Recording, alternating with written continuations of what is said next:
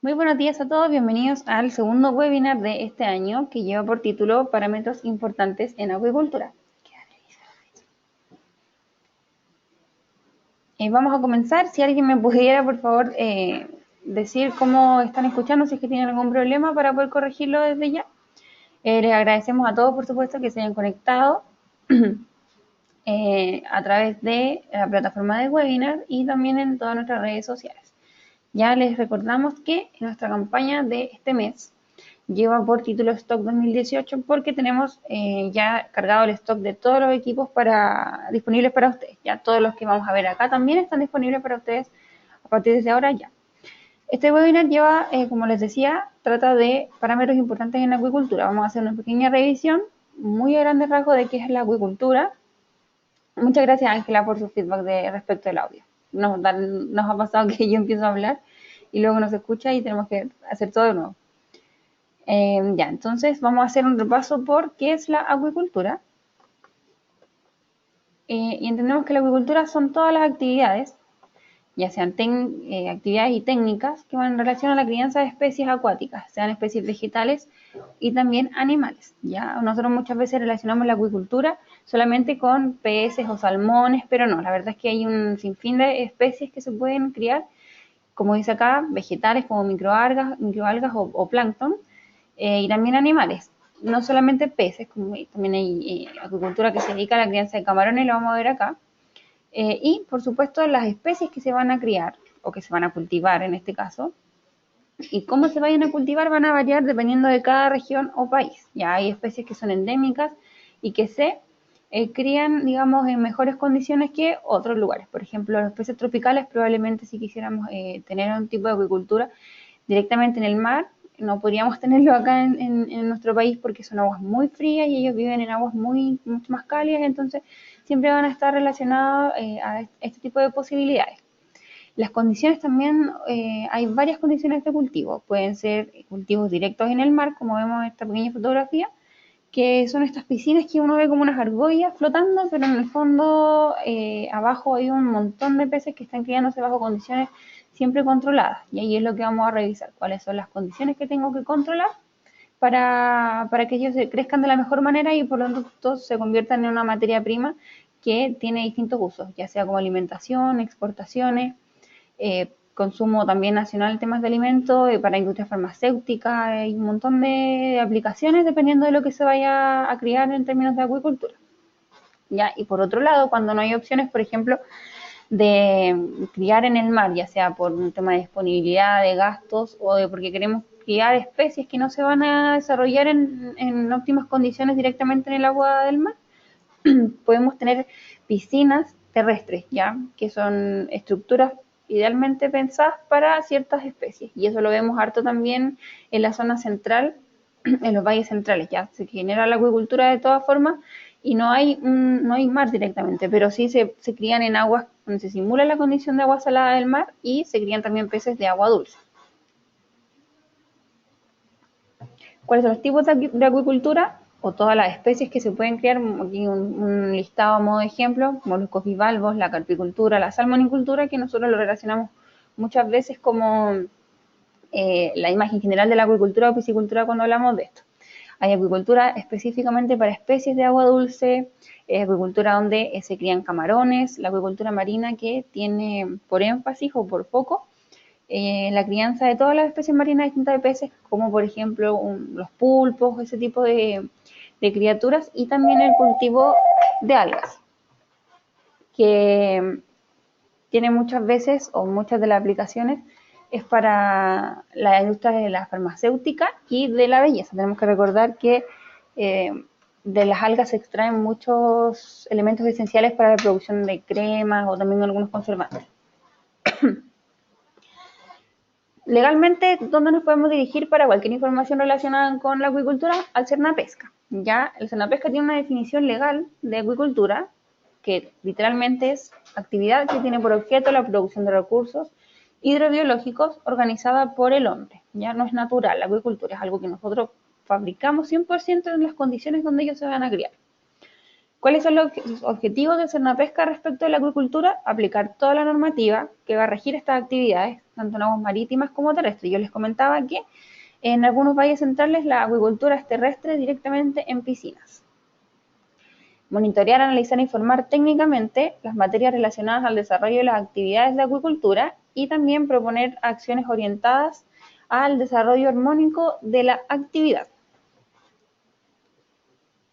Para lograr estos objetivos, Cernapesca digamos que divide la acuicultura en tres grandes aspectos. Uno de ellos es el trámite, son todos los trámites, ya que tiene dos documentos importantes por los que se rige, que es la Ley General de Pesca y el Reglamento de Concesiones y Autorizaciones de Acuicultura. Ya todo esto, como dice bien la palabra trámite, tiene el fin de dar las autorizaciones y los resguardos pertinentes para iniciar una actividad de acuicultura, una crianza, digamos, de alguna especie hidrobiológica. Otro eje que tiene Cernapesca para cumplir con estos objetivos tiene relación con la sanidad animal. En este sentido, hay un documento que es muy importante, que es el Reglamento de Medidas de Protección, Control y Erradicación de las Enfermedades de Alto Riesgo para las especies que se cultivan en la acuicultura, ya que tienen como objetivo dar todas las indicaciones o todos los lineamientos necesarios para que respaldar de alguna manera las obligaciones que tenemos con la Organización Mundial de la Sanidad Animal, ya que tiene siglas como sigla en inglés OIE. Ya esos son organismos muy importantes revisar, porque además de que vamos a encontrar normativas legales, tenemos también un montón de artículos e información bibliográfica que es súper importante, súper beneficiosa para nuestro proceso cuando estamos trabajando en acuicultura. Y por último, para también terminar con estos objetivos, tiene un eje, una rama ambiental. Ya esta rama ambiental dice literalmente un documento que es el RAMA, que es el Reglamento Ambiental para la Acuicultura, donde se establecen todas las normativas o todas las especificaciones ambientales para trabajar en forma armónica con el medio ambiente cuando nos desarrollamos en acuiculturas. ¿Cuál es la forma en que se trabaja en todo lo que yo les he dicho antes? Siempre con normas y formularios, ya formularios para las autorizaciones, formularios para presentar documentos. Y bueno, ahí yo creo que todos hemos pasado un poco por lo que significa autorizar o acreditar algún proceso nuevo y sabemos que de repente puede ser un poco tedioso, pero tenemos que ser capaces de tomar todos los recuerdos necesarios para cumplir con estas normativas que, como lo dijimos acá, hay inclusive entidades internacionales que están relacionadas con esto. ¿Qué parámetros son importantes en la acuicultura? Hay muchos parámetros que son importantes en términos biológicos también en la acuicultura, como el control de enfermedades, el control de antibióticos, o de muchas cosas que podamos, digamos, ver en el producto final.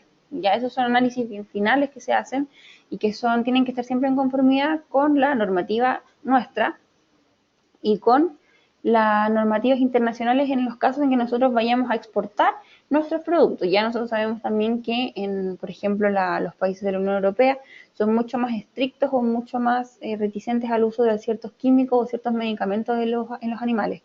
Entonces, todas esas consideraciones no las vamos a revisar acá porque, bueno, sería una charla, pero para muy largo, y porque además sería, digamos, muy enfocada a la exportación y la exportación o el uso final del que se le dé a todo el producto final, varía dependiendo de cada quien, de todos los que estamos acá, digamos, trabajando en acuicultura, entre comillas. ¿Ya? Yo puedo utilizarlo para consumo nacional, como lo puedo exportar, como lo puedo utilizar para harina de pescado, como materia prima para farmacéutica, etcétera, etcétera, etcétera.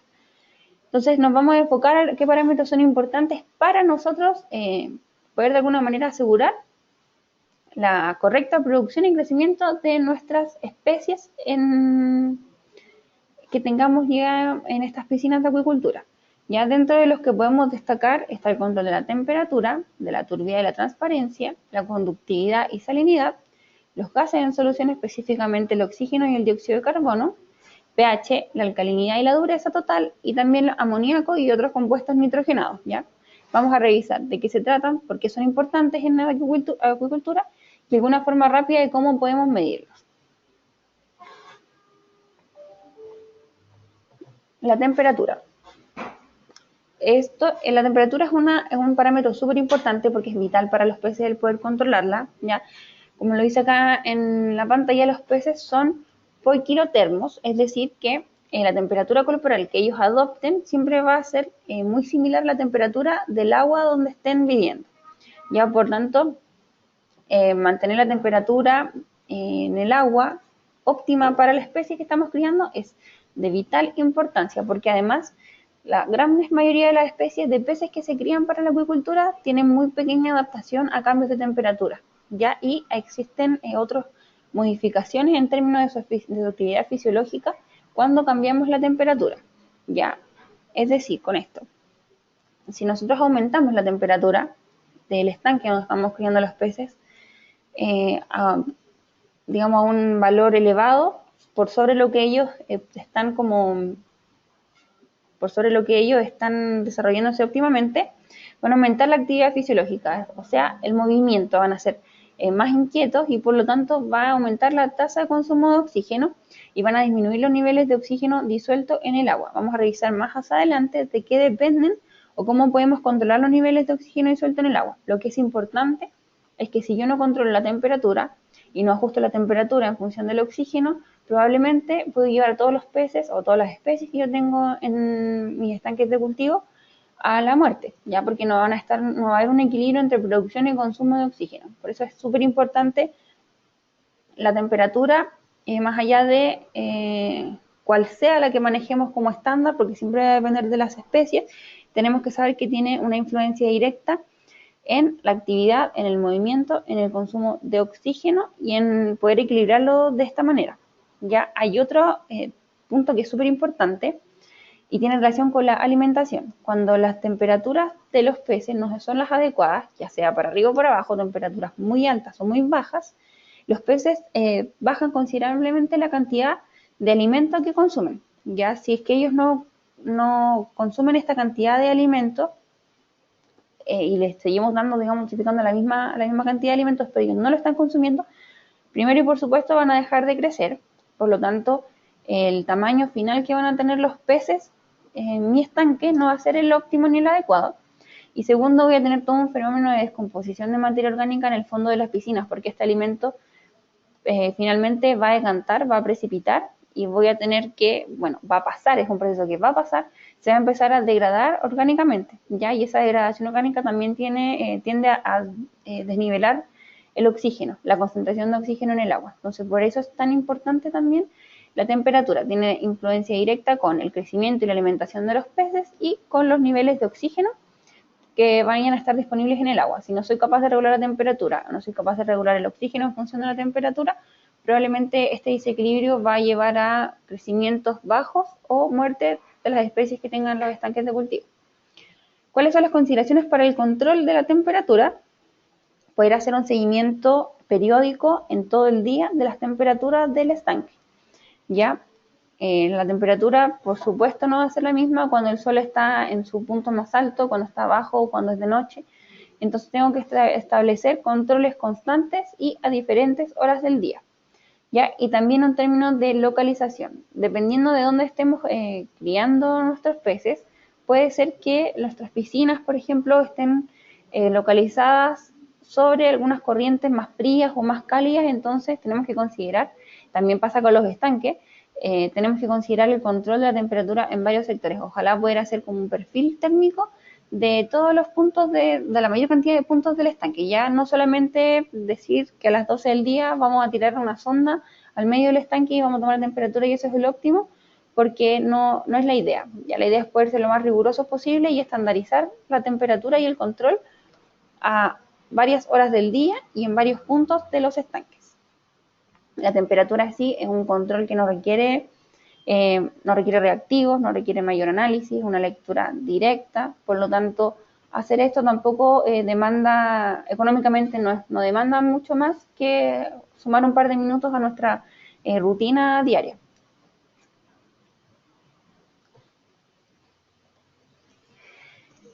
Y respecto a la medición, existen mucha variedad de termómetros en el mercado, pero sí es recomendado que utilicemos equipos con sonda para la medición de temperatura. Ahora, como les nombraba yo, hay un montón de parámetros más que podemos considerar y generalmente estos parámetros o los equipos que se utilizan para medir estos parámetros en terreno vienen ya incorporados con sensores de temperatura. Por lo tanto, la medición de temperatura puede ser como un adicional a otro parámetro, no nos vamos a incurrir en otros gastos y vamos a tener equipos, digamos, con varios parámetros en uno solo, como el que estamos viendo en pantalla, que es un equipo para medición de conductividad, pH y TDS, que además me entrega valores de temperatura.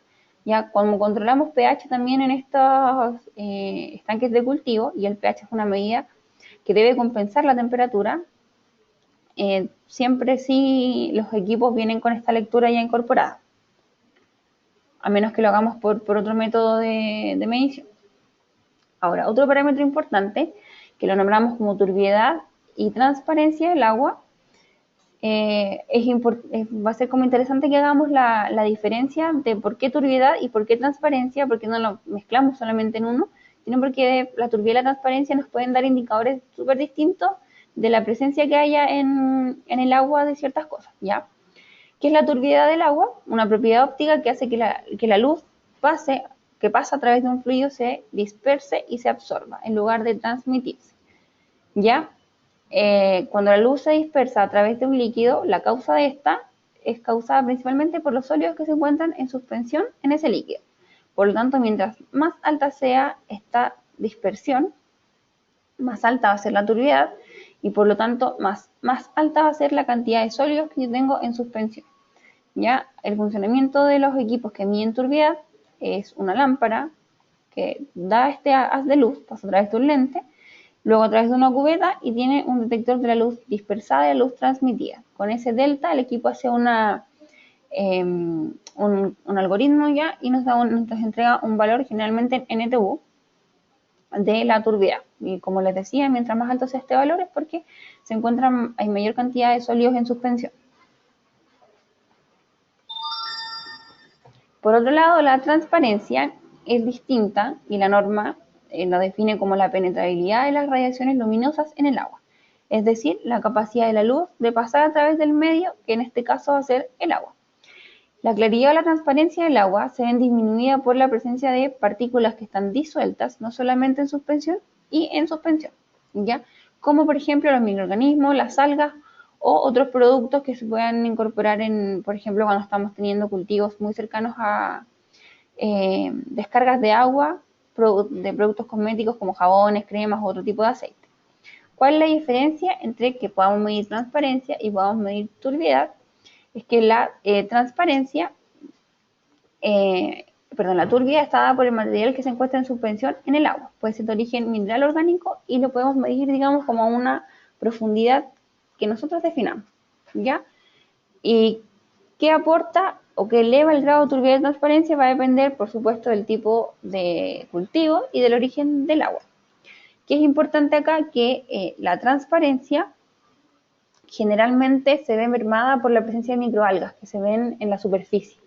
Ya entonces la transparencia la medimos con un disco de Secchi, que lo ponemos digamos, lo vamos sumergiendo en el agua y podemos ir viendo cómo se va perdiendo esa transparencia o la visual del disco en el agua. Ya, como va a ser una medida principalmente superficial, si consideramos que muchos de los estanques de acuicultura tienen profundidades considerables, vamos a llegar a un punto en el que claramente el disco no se va a ver y no sabemos por qué no se ve, o sea, debido a la presencia de qué, si estamos hablando de microalgas o de elementos de origen vegetal o elementos de origen mineral. Como les decía, las microalgas o el plancton tiende a estar en superficie, ¿ya? Por lo tanto, la transparencia del agua superficial, que la medimos con este disco, tiende a estar relacionada con la presencia de microalgas. ¿Cuál es la importancia de estas microalgas en la acuicultura? Primero, que son necesarias porque ayudan al crecimiento de los peces y porque también disminuyen el riesgo de que crezcan otras especies vegetales. También es importante que en el caso de cuando tenemos estanques con algún fondo, ya fondos, digamos, lo hacemos en superficie o en terreno, pueden crecer otras plantas que son especies indeseadas. Entonces, mantener este equilibrio de las microalgas o de la presencia de microalgas, además que me aporta también niveles de oxígeno al agua, ayuda al crecimiento de los peces a que se mantenga este equilibrio, para disminuir el riesgo de crecimiento de otras especies vegetales en el fondo marino, en el fondo del estanque en este caso. Ahora, si medimos la turbiedad y si consideramos que las microalgas tienden a estar en superficie, cuando medimos la turbiedad en profundidad, podemos establecer que se trata generalmente de partículas de origen mineral, por ejemplo, como arcillas o arenas. ¿Qué pasa con la presencia de estos elementos, digamos, como arcillas o elementos minerales que estén presentes en el estanque?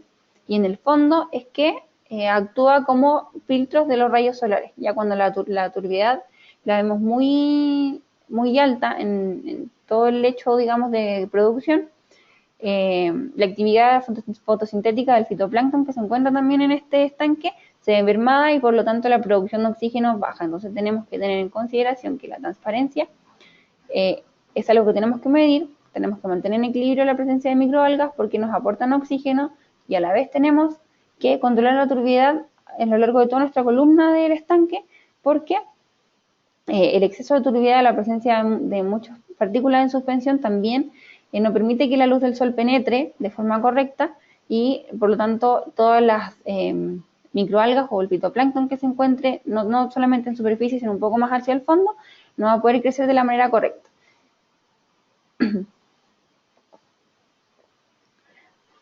Ahora, porque es importante también que podamos controlar turbiedad, ya que es una medida, un valor exacto, y no algo interpretativo como la transparencia, es porque tiene, digamos, consecuencias en los peces.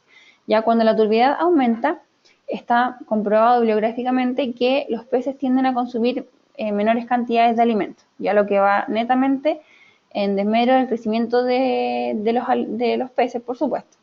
¿Ya qué pasa con este alimento? Lo mismo que pasa cuando elevamos o disminuimos mucho la temperatura del agua, los peces no comen, este alimento precipita, es materia orgánica que se encuentra en descomposición que desestabiliza los niveles de oxígeno disuelto. Entonces tenemos que también tener conocimiento de cuáles son los parámetros o niveles de turbiedad que son, digamos, recomendados para el crecimiento de ciertas especies para que no tengamos, digamos, este problema de descomposición de materia orgánica en el fondo del estanque donde estamos trabajando. ¿Cómo lo mido? El turbidímetro, como yo les decía, es un equipo específicamente diseñado para eso, para medir turbiedad y la transparencia a través de un disco de Secchi.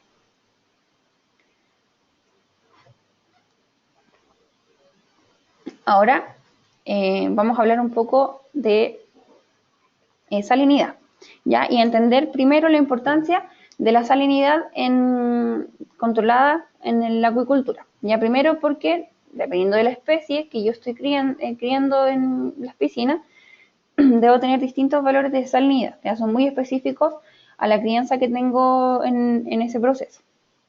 Y porque también es un factor que disminuye la solubilidad del oxígeno en el agua. ¿Cómo lo mido? Como mido la salinidad a través de la conductividad. Bueno, puedo medirla a través de la conductividad y también puedo medirla de otras formas que vamos a revisar más adelante.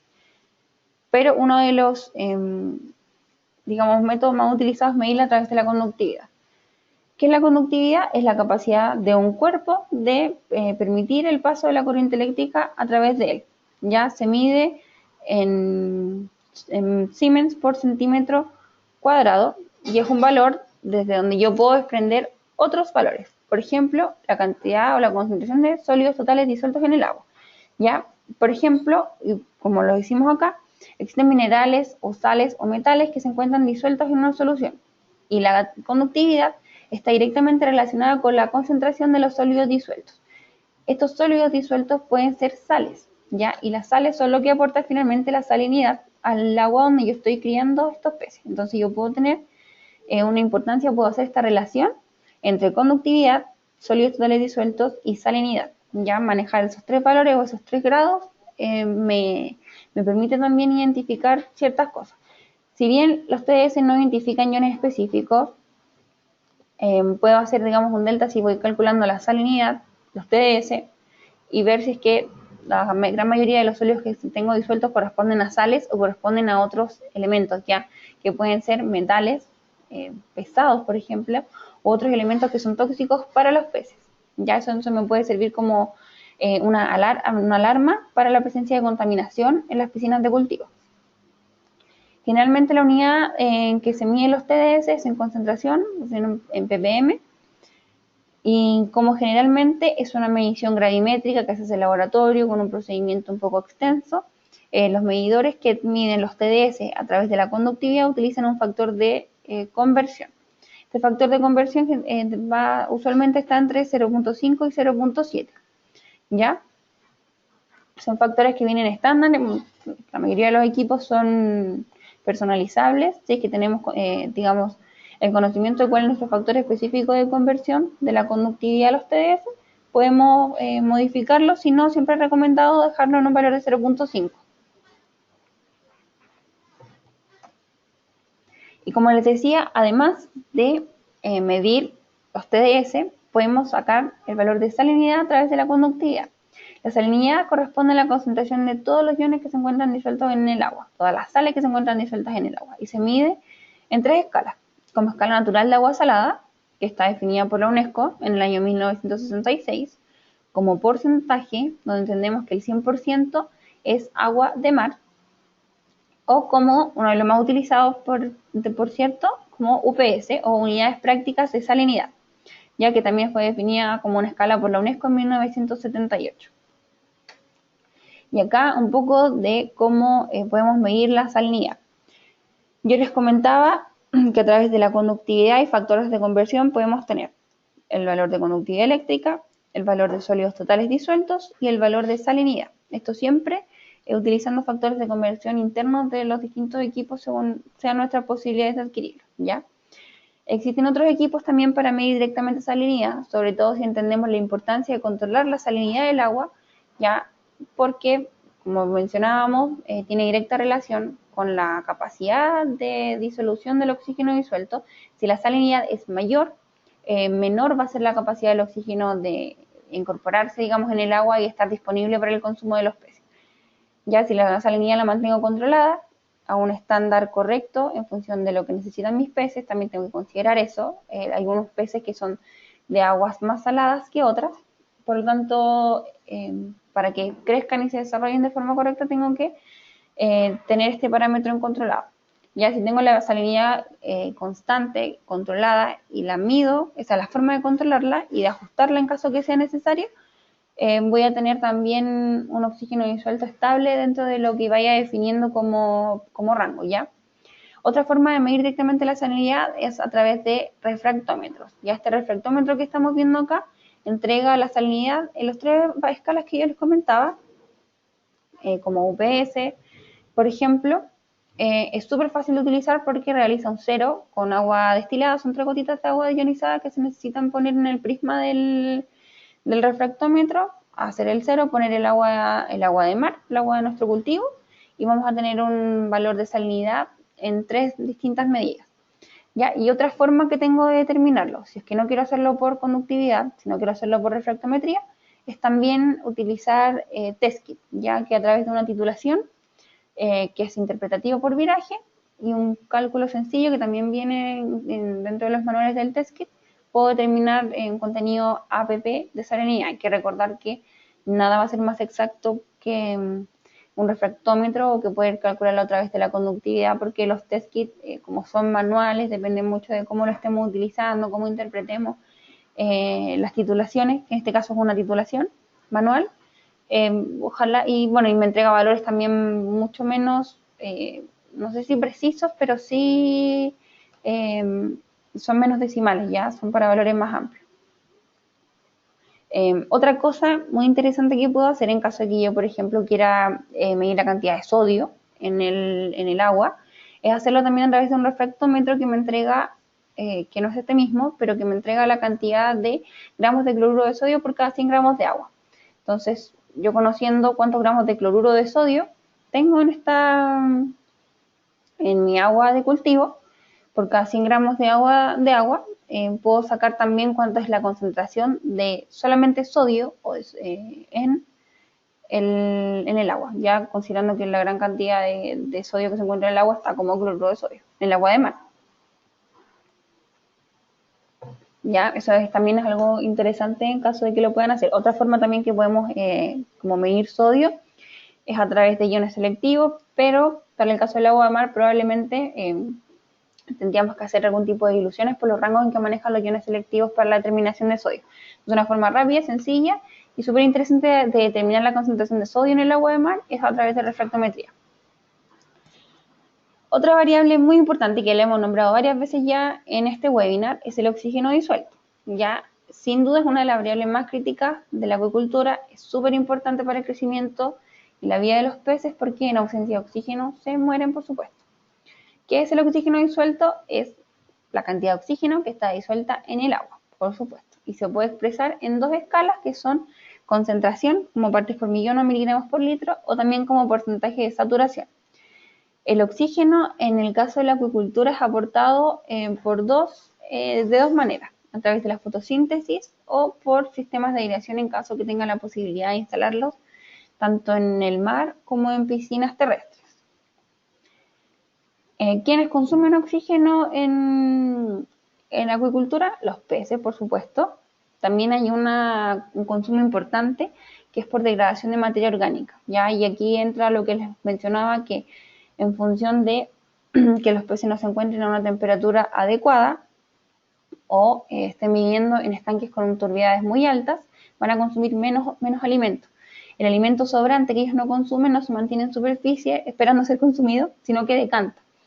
Y este alimento corresponde a materia orgánica que en el fondo, una vez que decanta, va a empezar a degradarse y va a empezar a también consumir oxígeno. Y otra pérdida de oxígeno es por difusión a través hacia la atmósfera. Ya tengo que también tener en consideración un equilibrio de consumo y producción. Ya saber que la producción del oxígeno, cuando la dejo de forma natural a través de las microalgas, del fitoplancton que de la fotosíntesis en el fondo, tengo que saber que se produce solamente en presencia de la luz solar, ¿ya? Y que la noche va a seguir consumiéndose, pero no se va a producir. Entonces, la cantidad de algas que tenga o los elementos que tenga para hacer fotosíntesis, ya para dejarlo como muy abierto a lo que estén utilizando ustedes, tienen que ser suficientes para permitir que en las 24 horas del día, aunque no haya luz solar, existan niveles óptimos y adecuados para los peces. Ya, y de lo contrario, poder complementarlo con algún sistema de aireación externo.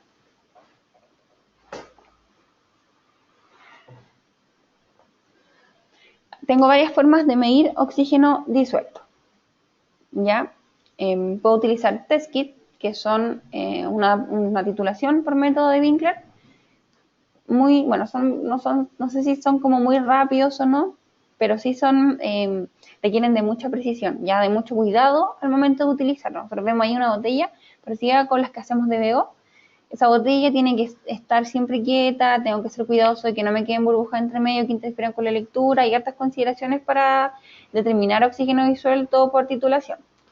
Otro elemento que por lo que yo puedo hacerlo también a través del método de Winkler, pero por fotometría, también para determinar oxígeno disuelto, el equipo azulito que vemos acá me sirve para eso, pero lo que siempre recomendamos es hacerlo a través de sondas, ¿ya? Todos estos pasos muy minuciosos que debemos tener al hacerlo por titulación o fotometría se eliminan utilizando sondas para la lectura de oxígeno disuelto.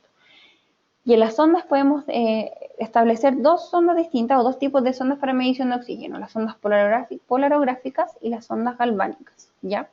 Las sondas polarográficas consisten en un ánodo de plata o cloruro de plata, cloruro de plata es aleación, y un cátodo de platino que están sumergidos en soluciones electrolíticas. Desconozco si quienes nos están escuchando han tenido la oportunidad de armar alguna vez una sonda de oxígeno disuelto, pero hay un líquido, unas gotitas que uno pone en una membrana. Ya ese líquido, esas gotitas que ponemos en la membrana son solución electrolítica. Todo esto, ánodo cátodo de solución, se llama celda electrolítica, ¿ya? Y cuando se le aplica un voltaje a esta celda, produce una corriente que es proporcional a la concentración de oxígeno. Es decir, que esa corriente eléctrica se convierte en la medida o en la concentración de oxígeno disuelto en el agua. ¿Cuál es la diferencia con las ondas galvánicas? Que acá hay presencia de dos metales distintos, ¿ya? Con la presencia de solución electrolítica se genera un voltaje que se produce entre estos dos metales. Ya los metales que se utilizan generalmente son plomo y oro o plomo y plata. Y cuando se le aplica un voltaje aproximado de 800 milivolts, es suficiente para producir que se reduzca este cátodo, y por diferencia de voltaje se obtiene la lectura también de oxígeno disuelto. ¿Cuáles son las comparaciones o las ventajas y desventajas de uno y otro? Bueno, siempre va a depender de lo que nos guste más o nuestra experiencia, pero la verdad es que radica principalmente en la rapidez de poder utilizar una sonda u otra. Las sondas galvánicas son autopolarizables, ya es decir que la enciendo y puedo medir oxígeno y temperatura de casi de inmediato después de haber encendido el equipo. Por el contrario, las ondas polarográficas dependen de la polarización, y esta polarización dura aproximadamente de 10 a 15 minutos. Quienes han tenido también la oportunidad de encender un equipo de oxígeno disuelto, cuando es por método polarográfico, aparece un mensaje que dice que está acondicionando. Ese acondicionamiento se refiere a la polarización. Por defecto en el equipo generalmente incluyen tiempos de 3 a 5 minutos, y la verdad es que no es lo suficiente. Y una consideración importante al utilizar esta sonda es que se recomienda que la polarización, tanto para lectura y calibración, sea de 10 a 15 minutos. ¿Ya? Y podemos, de hecho, hacer la prueba, si ustedes quieren, para que vayan como familiarizándose con todos estos términos, es encender el equipo y calibrarlo, ir midiendo, calibrar, medir, solamente, por ejemplo, en el aire al 100% para que no gasten ningún tipo de solución, y se van a dar cuenta que la calibración y la duración de esta calibración es mucho más estable pasados los 15 minutos de polarización de la sonda. Ya, otra consideración importante es que hay que calibrar cada vez que se desconecta la sonda, cada vez que se cambie la membrana o se rellene la solución de KCl, que es la solución electrolítica que utiliza la membrana. ¿Cuáles son las recomendaciones para la medición de oxígeno disuelto? Que es una de las más sensibles, y por eso lo quisimos como detener un poquito más acá. O más que sensible, es una de las que generalmente nos llegan más consultas de nuestros clientes. Primero, cambiar la membrana y hacer la instalación correcta de la membrana al inicio del equipo. Todos los equipos vienen cuando vienen nuevos, con una tapita que es roja. Ya nos ha llegado muchas veces problemas por esta tapita porque no la sacan. Ya esa tapita es solamente un protector. Necesario siempre, cuando el equipo está nuevo, ensamblar la membrana con la solución electrolítica y realizar este cambio de membrana a lo menos cada 2 meses. ¿Ya? Y revisar también periódicamente el estado de la membrana. La parte blanca de la membrana, y que se ve en la imagen, que es el tope, es de un material que es permeable al oxígeno, PTFE. Esa es la sigla del material. Y se puede romper, ya, por ejemplo, en contacto con algún sólido, con alguna punta que se pueda golpear, se puede rasgar. Si se rasga, va a dejar salir la solución electrolítica que se encuentra al interior, y la lectura de oxígeno no va a ser la adecuada. ¿Ya? Entonces hay que cambiarla, ojalá cada 2 meses, y revisar periódicamente en busca de rasgaduras o alguna interferencia en la membrana. Cambiar la solución de relleno una vez al mes. Limpiar el cátodo, ya el cátodo se refiere a la parte del electrodo, que lo vamos a ver acá. Ahí está. A esa parte, poder limpiarla. Ya no vamos a hablar de ser muy abrasivos, pero sí de quitar cualquier sólido que pueda haberse incrustado alrededor. Y lo ideal es que haya una calibración periódica, ojalá en solución 0% oxígeno y 100% que generalmente es al aire, y que podamos hacerlo en el mismo lugar donde estamos haciendo nuestra medición. Ya la disponibilidad del oxígeno también depende de otros factores, por ejemplo, de la presión atmosférica. Ya, entonces, si yo calibro a nivel de mar y luego me voy a medir un poco más arriba, probablemente la disponibilidad de oxígeno o el 100% de oxígeno que tengo a una altura es distinto al que tengo en otra altura geográfica. Entonces, la idea, al 100%, no demora nada en calibrar, es algo que no requiere solución, entonces que podamos calibrar al 100% antes de medir. Eso asegura mucho más, lecturas mucho más precisas. ¿Cuáles son las interferencias con el oxígeno disuelto? Primero, la temperatura. La solubilidad del oxígeno es inversamente proporcional al aumento de temperatura, es decir, si tengo temperaturas elevadas, tengo menores valores de oxígeno. Si las temperaturas son más bajas, el oxígeno es más soluble, por lo tanto la concentración va a ser mayor. La presión atmosférica. A mayor altitud disminuye la presión atmosférica y el oxígeno en el agua es menor, también porque hay menos disponibilidad de oxígeno en la atmósfera cuando vamos subiendo. Por eso que cuando estamos a 3.500 metros de altura nos cuesta más respirar, o sentimos que nos ahogamos o nos apunamos porque la disponibilidad de oxígeno también es menor. Pasa igual con el oxígeno disuelto. Y la salinidad porque también es un factor que afecta la solubilidad del oxígeno en el agua. Entonces, a mayor salinidad, esta solubilidad del oxígeno es menor, por tanto, voy a tener menos valores de oxígeno.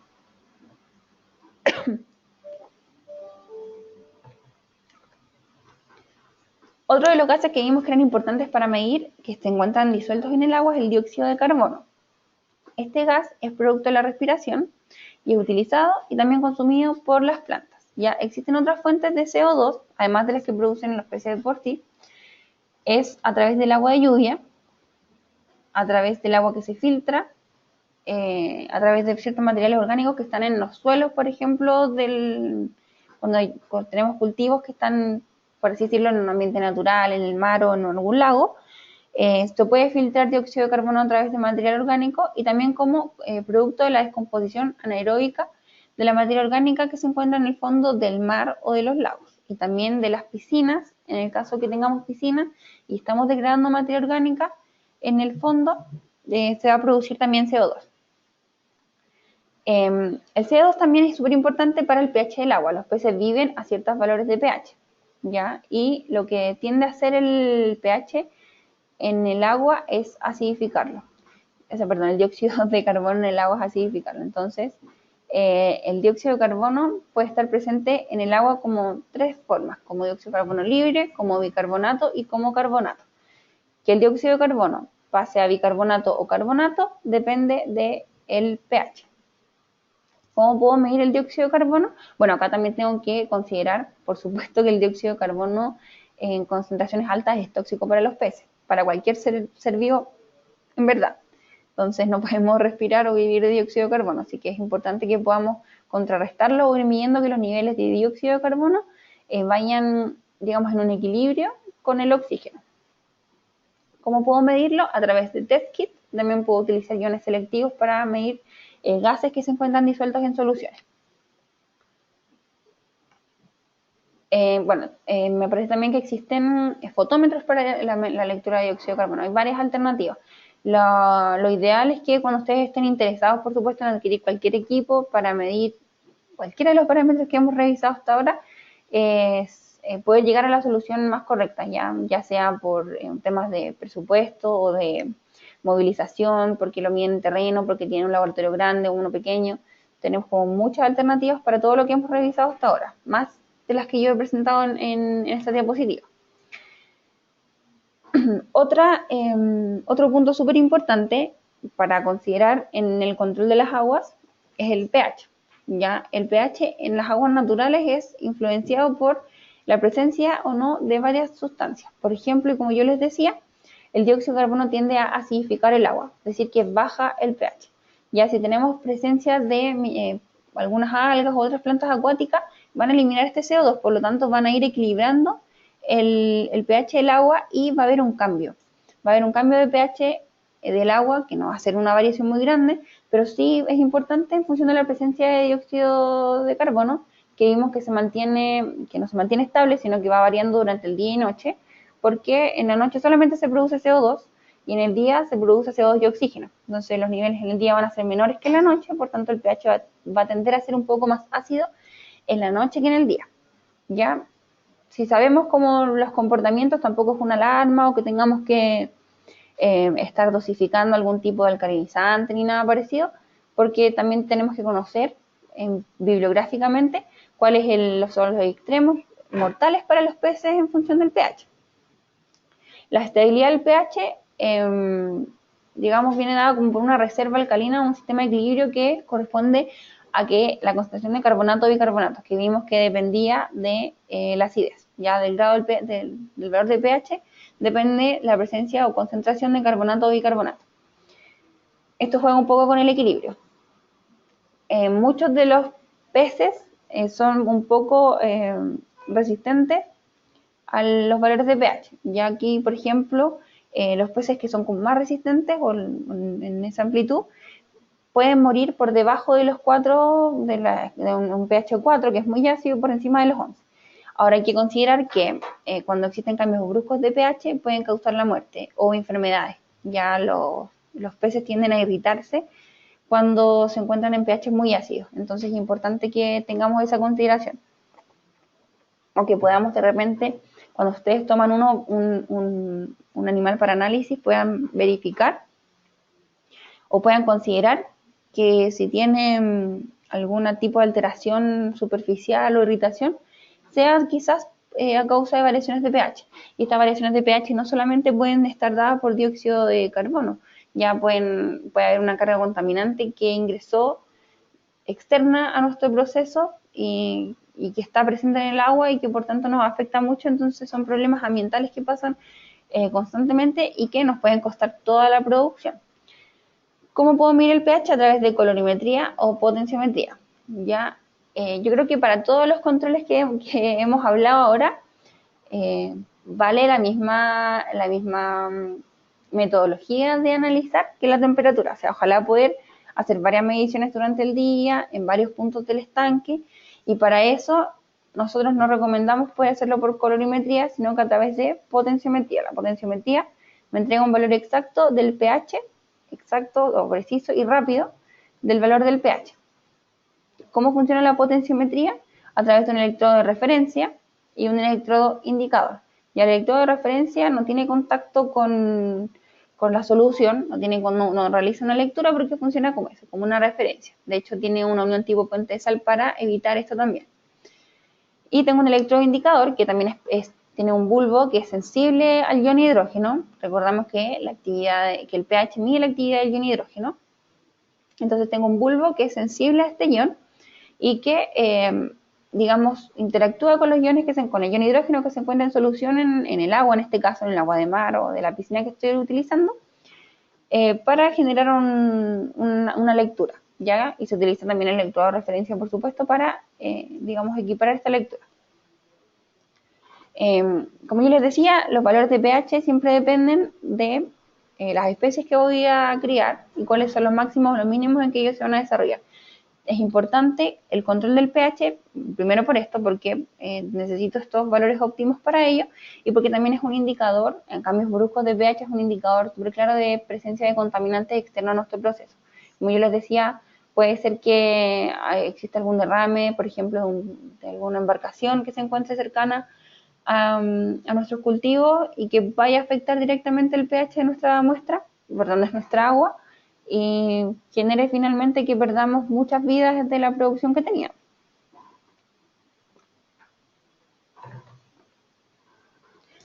Ya, y otro punto importante, ya llegando casi al final de nuestra presentación, es poder medir la alcalinidad y la dureza.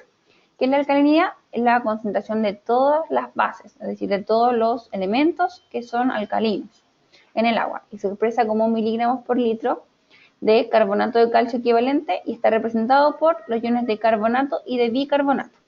Ya la capacidad de amortiguar la actividad o cómo acidifica el dióxido de carbono en el agua está dada por la alcalinidad. O sea, yo puedo como manejar esos rangos. Si yo mido la alcalinidad y tengo como un tampón o un amortiguador de pH en este caso, porque está dada por las iones de carbonato y bicarbonato, ¿ya?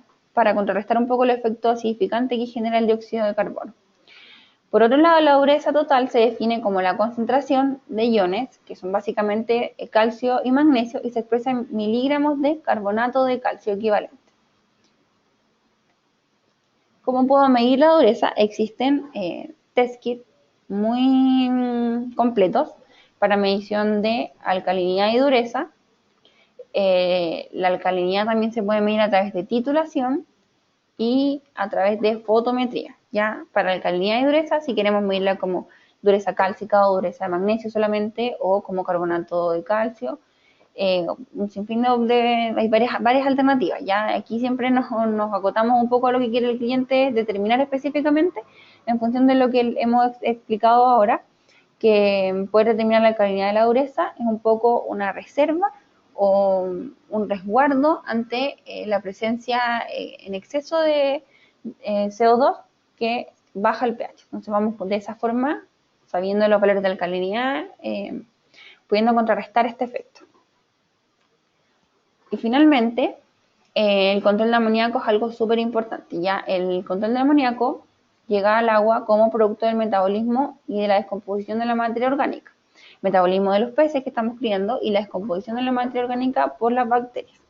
El amoníaco forma parte de compuestos nitrogenados como el nitrito o no nitratos, y en el agua se presenta principalmente en dos formas, como amoníaco no ionizado y como ion amonio. El amoníaco es altamente tóxico para los peces, es muy tóxico para los peces. Ya, de hecho, acá hay concentraciones que se pueden como bibliográficamente establecer, con un máximo de 2 miligramos por litro, pueden ser letales. ¿Ya? Y en concentraciones más bajas sí se establece que son nocivas a largo plazo. Ahora, el ion amonio es tóxico solamente en concentraciones muy altas. El pH y la temperatura van a regular las proporciones de amoníaco respecto de amonio. Y aumentar el pH aumenta la proporción de amoníaco, y bajar el pH desplaza esta reacción y en lugar de formar amoníaco forma ion amonio, el que es, digamos, considerablemente menos tóxico. Ahora tenemos que considerar también la medición de otros compuestos nitrogenados o de nitrógeno total, ojalá, porque el amoníaco también es parte del ciclo del nitrógeno. Entonces, todos los compuestos nitrogenados tienen efectos distintos en la calidad finalmente del agua, pueden ser tóxicos y además pueden producir otros procesos u otros efectos que son no deseados, por ejemplo, en presencia de muchos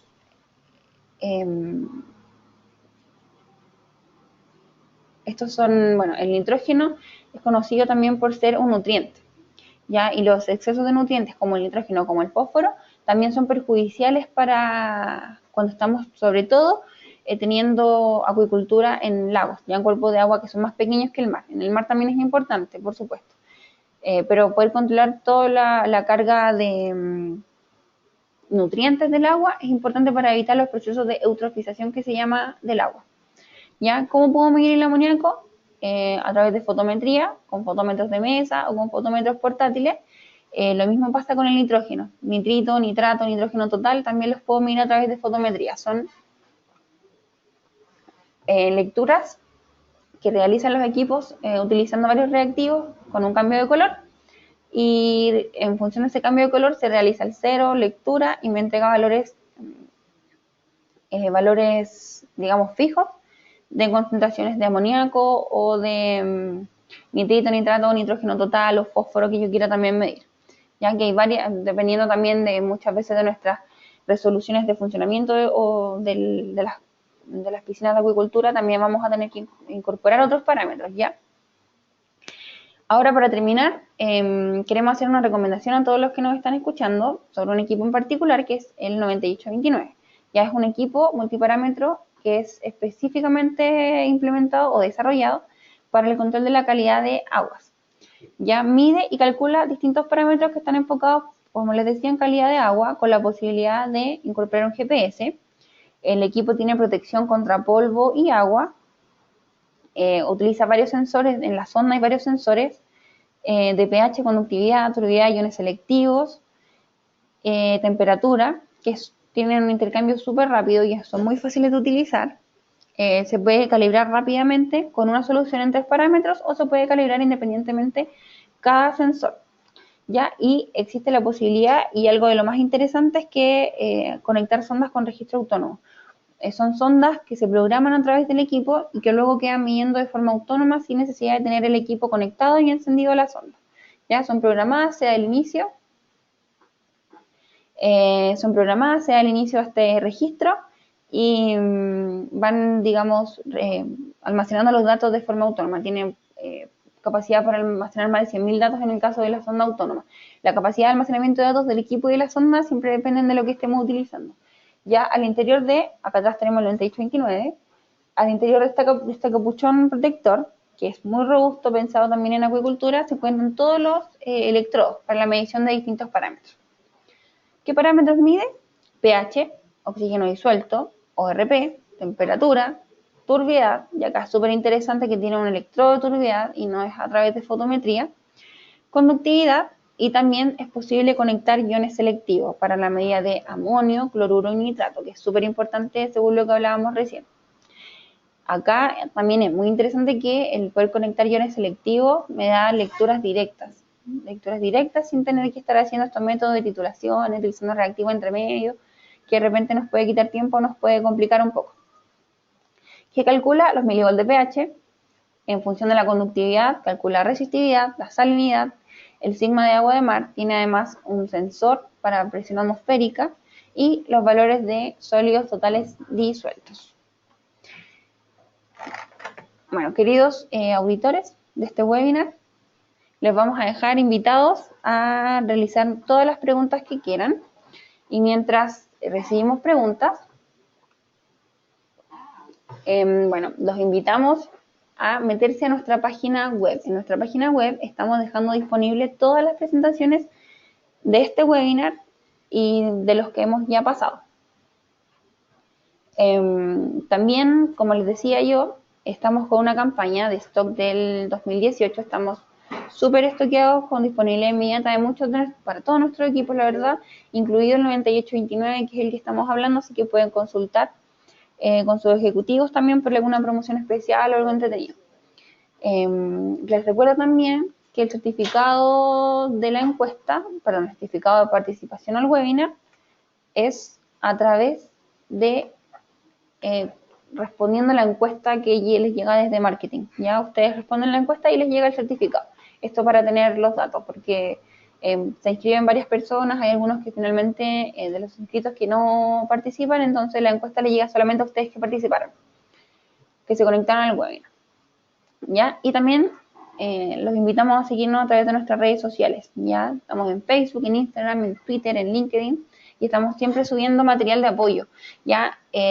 Otra cosa súper interesante es que hemos reactivado y revivido nuestro blog de HANA Instruments. Se pueden meter a través de la página de HANA Chile y estamos todas las semanas subiendo documentos nuevos, ya notas de aplicación para distintas industrias. Hemos subido cosas de acuicultura, de vinos, de temperatura, ya para que lo puedan ir apoyando, los pueden de repente leer y ir pasando a sus compañeros. Son informaciones cortitas, pero son súper interesantes, precisas y útiles, por supuesto.